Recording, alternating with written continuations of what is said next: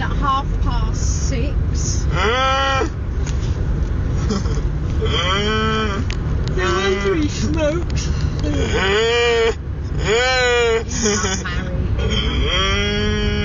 In Baskerville.